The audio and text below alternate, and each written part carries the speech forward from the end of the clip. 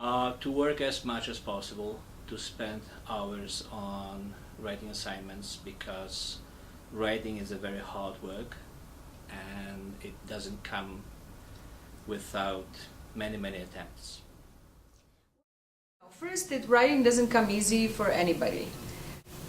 Identify goals that you have to work on. I have students who, for example, whose goal is to grasp the idea of a complete sentence. So that for example, they don't just say a sentence and then they write something and then they put comma and move to a next idea without realizing that there is a connection between the idea and the sentence. So identify a goal, and if that goal is I have to learn what a complete sentence is, that's a great goal, and it will probably take you some time to write a complete sentence and to realize the connection between an idea and a sentence. If you think you have that basic sense of, okay, I know what a complete sentence is, then practice with your style. How can I make my sentence more complex, or how can I make my writing more fluid, right? How can I make these connections between sentences make more sense? And finally, I think the final goal for everyone is to feel that they have their voice in writing, and that is a long process. And I think that it does entail, I guess, thinking about what do I really want to say, and be aware that what you really want to say will probably come out in second or third draft and not in the first one. So write more than one draft. This question, I think it's best to study those writers closely that you really like, and in this case I would be really hedonistic. Just go after what you feel attached to, what you like, what you enjoy reading, and then study those writers and try to find out what it is that you like in them. And then, I mean, it doesn't mean that you can apply those things that you like just by transferring them into your own writing, but it makes you very aware of stylistic differences, and then some kind of decision will come out of it.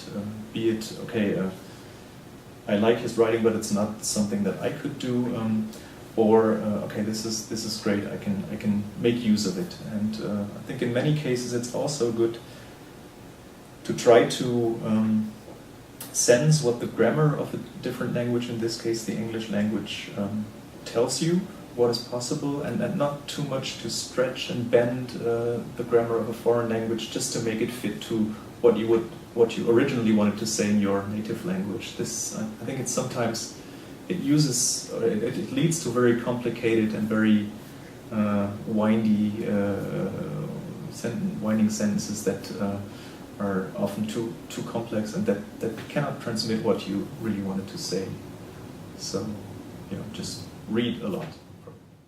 I like to think of writing as the visible tracks of the thought process. This is to say that when I sit down to write, I oftentimes don't have a fully formed sense of what it is I'm going to express. I have some ideas, but they're not all polished. So for me, writing is a process of exploration and idea development. As a consequence of this, I find it important to sit down and begin my writing assignments in advance so that I have the opportunity to develop the thoughts.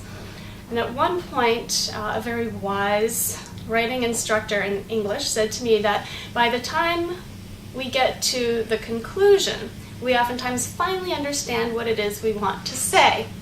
And at that point, it's oftentimes helpful to go back to the beginning and make sure that the material preceding the conclusion actually corresponds to that key thought, which has finally emerged at the very end. So I see writing as a process, as an experience to make tracks of our thought process. And again, specifically when writing in Russian, I try to turn off my mind as a speaker of English and get into the Russian frame of mind to the extent that that's possible. I try to relax and again rely on what it is I already know. Try to let that flow as opposed to feeling this compulsion to run to a dictionary or a thesaurus to get a new word. Right? Sometimes it's necessary, but when I'm starting the writing process in particular, I find it useful to rely on what's already in my mind. Patience. It takes time, so just be patient that it will not happen overnight, that you will become proficient in your written language. So time, and you do need feedback from others. You can't do it on your own, even in your native language. You need the feedback to expand vocab, grammar, everything. Well, try to enjoy this process as well and be creative. To read and write a lot, basically, and to try to think of what they want to write, to try to imagine how they would like their final product to look like, and for that I think that it's useful, as I said earlier, to look at models, like things that you like to read, and to think, oh, this is what I would like my writing to look like. And so once you can imagine that and say, well, and what is what I want to say in this form, and then just try to go over so that you get to what you want your final product to be. I would recommend people to build up vocabulary and just pay attention as readers of what are the strategies that the writers that they like are using, again, to model after them.